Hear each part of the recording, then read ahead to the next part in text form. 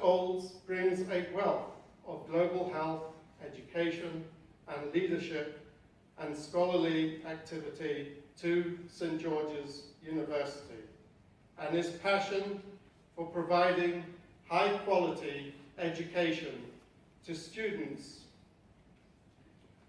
from various backgrounds, and for advancing the mission of St. George's University. His quality of education, his leadership is undoubted. I would now like to invite Chancellor Monica, Chancellor of the University, to confer the presidency on President G. Richard Olds and to bestow on him the symbols of the office.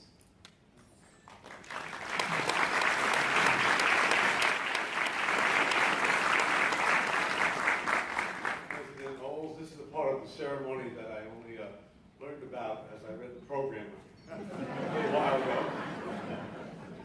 It's good to be candid. But with the presence of the Prime Minister, Baroness Howells, Patrick Adams, I would like them, if I could ask, to join us here at the podium as I present the medal of the presidency of the university to you. Mr. Prime Minister, Baroness, Mr. Adams.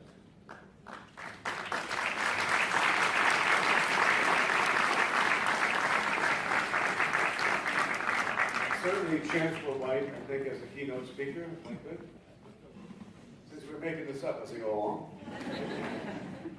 Chancellor White.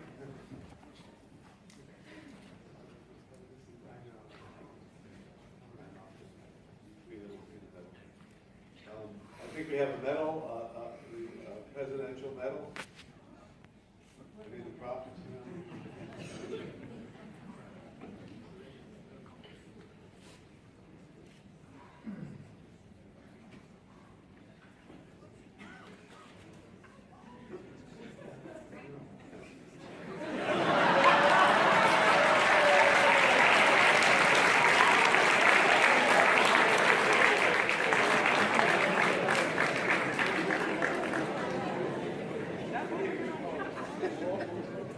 Stage left.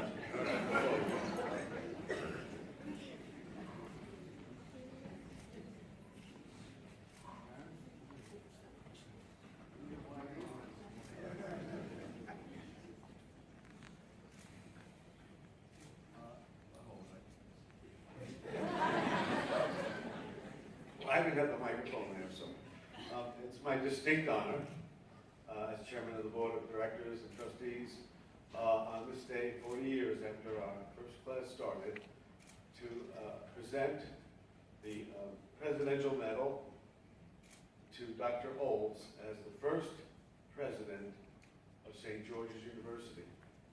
And I'm proud that the Prime Minister, Baroness Howells, Chancellor White, and Mr. Adams, all part of the history of this school, and more importantly, this nation, are here next to us for this photograph at this very historic, but not well planned.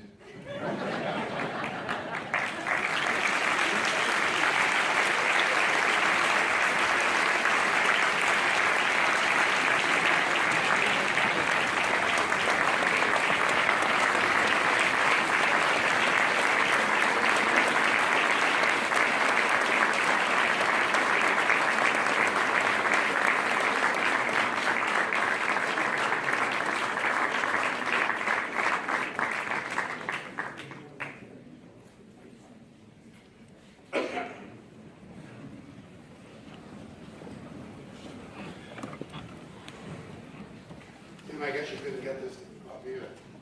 I am an infectious disease specialist, but I am recovering from one. First, let me particularly thank the wonderful delegation from our country, Grenada, and the very thoughtful words from the minister.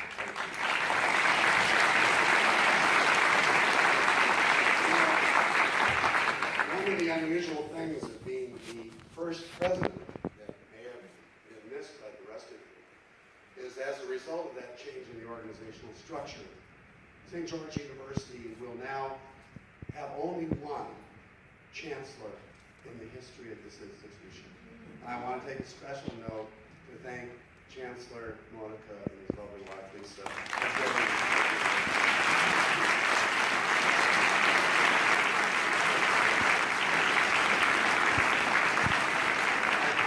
I'm also particularly pleased that both Pat and Charles Adams are here. They really represent, both Charles is on the Board of Trustees and Pat was one of the original founders of this university. These are the people for which the initial creation of an institution started. And it's a rare occasion when you can actually welcome them to an event like this in the history of our school. Thank you for coming, Pat.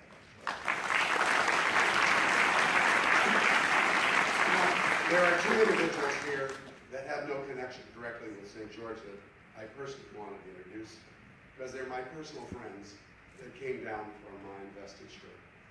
One is Dr. Ken Bridges and his wife, Maria Bridges.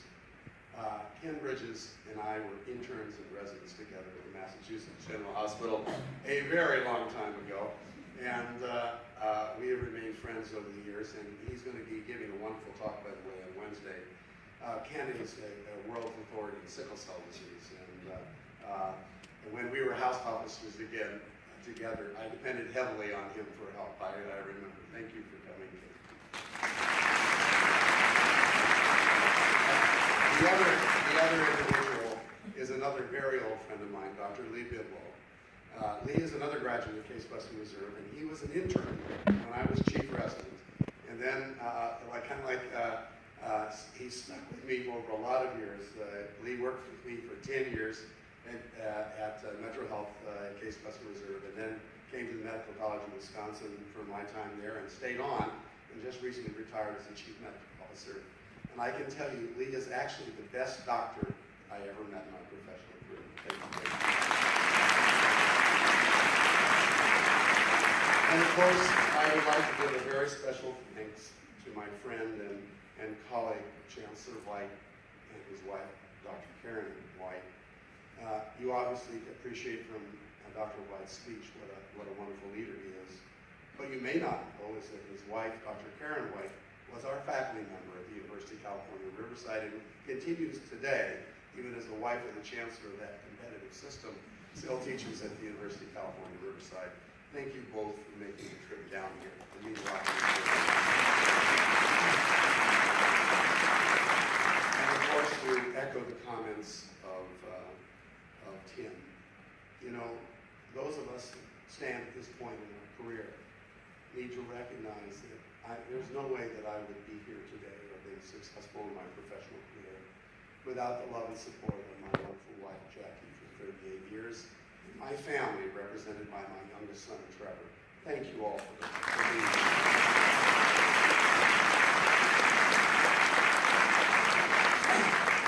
It is customary in an invocation like this for the incoming president to talk about all the new directions that he plans to take the university. And that really isn't appropriate in this case, because I don't plan to take the university in new directions. Instead, I think it's important to comment on several of the aspects of the university that we plan to double down on as we move forward into the future. The first, and has already been commented on, is our mutual commitment to the country of Grenada.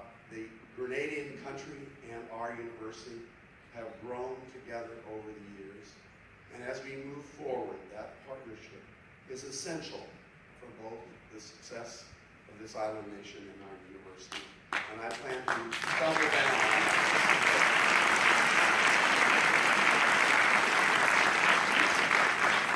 Not only will we obviously continue to instruct ever larger numbers of Grenadians, but we plan to be partners in the development of the healthcare system in our country, and that we want to be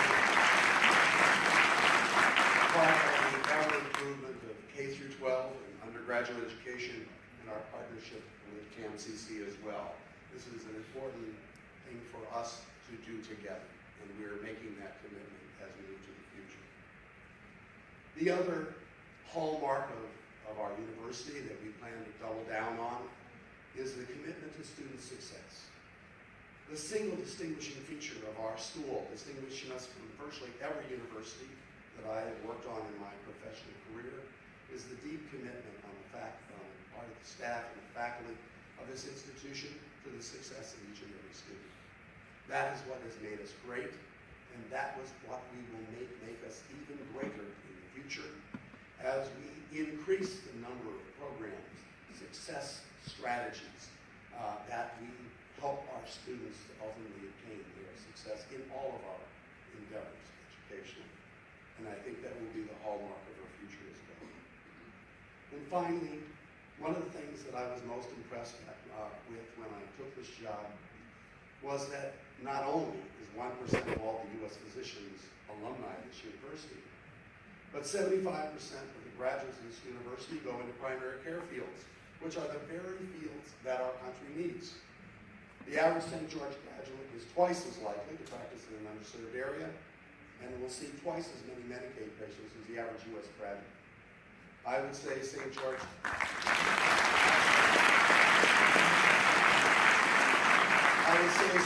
University is already doing more for the United States than most U.S. medical schools, and we ought to be proud of that and double down on that effort.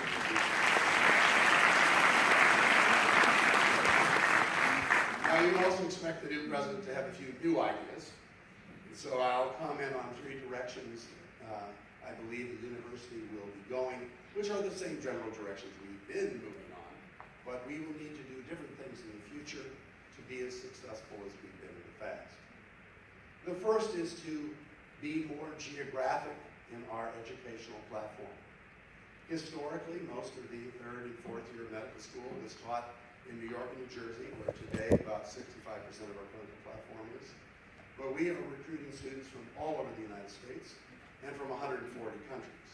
And we need to develop an ever-enlarging clinical platform that reflects the students that we are recruiting. And we need more places in California, Florida, Illinois, and in other countries where we are increasingly recruiting more students. The second thing is that it is no longer sufficient for us to work on the narrow part of the pipeline. We have the pre-med programs, and we have post-bac programs, and we have wonderful transition programs for both the medical and veterinary schools and our college in arts and sciences. But that's not going to be enough. We have to build stronger programs on the front end of our university through partnership with universities around the world, such as the Cal State system, where we can offer students a 6.5-year program from freshman college to the MD degree or veterinary degree. This not only decreases the cost of education, but accelerates the training of needed professionals for our world stage. We also need work on the other end. It is no longer adequate for us to just train doctors and hope that they get residency training programs after our graduation. We need to be actively involved in the expansion and growth of graduate medical education as well. In the United States, that is actually where the choke is on the manpower flow. We must be active in developing new residency programs in the locations that have the greatest needs and in the specialties which are in shortest supply. And that needs to be part of our future.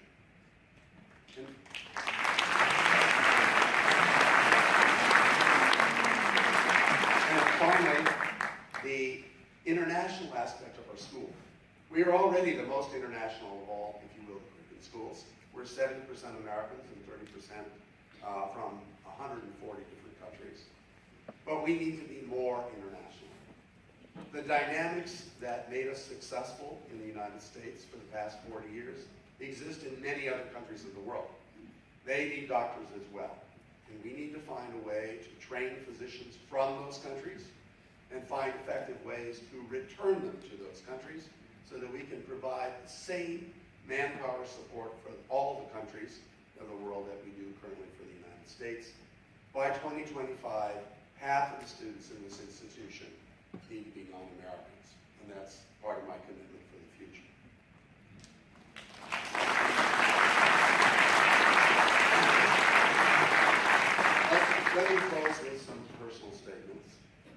glad I didn't go immediately after that wonderful song. You don't know the half of it. I didn't ask for that song. Somebody obviously talked to my family. That was the song that was sung at my father's funeral.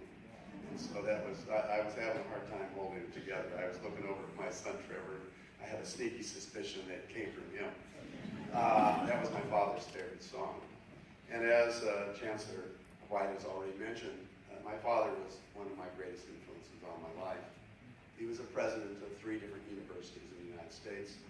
And it's true, I learned many lessons from my father. And so I'm going to close with some personal comments about those that assume leadership positions, not only in higher education, but in life. We can't always anticipate what the future will hold, what difficulties will arise, what situations will demand of us. So it's important that we remember that in positions of responsibility, we have to make many tough decisions.